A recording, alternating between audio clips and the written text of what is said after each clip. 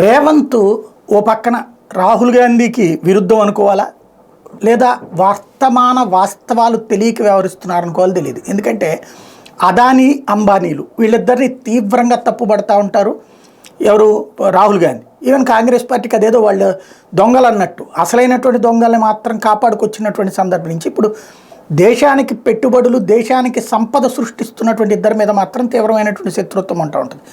ఇప్పుడు అదే అదానీ సంస్థల వాళ్ళతో రేవంత్ రెడ్డి భేటీ అయ్యారు. మరి లేదా కాంగ్రెస్ పాలిత రాష్ట్రాల్లో అదానీలు అంబానీల పెట్టుబడులను ఏమన్నా తిరస్కరిస్తారా, వ్యతిరేకిస్తారా? రేవంత్ కూడా అట్లాగేనా? వాళ్లే వద్దనుకుంటే కనుక మిగతా పారిశ్రామికవేత్తలు ఎవరు రారు. తెలంగాణలో ఉన్న పారిశ్రామికవేత్తలు కూడా పొమ్మన్నట్టే. అట్లాంటిది ఏదైనా ప్రిపేర్ చేస్తారా?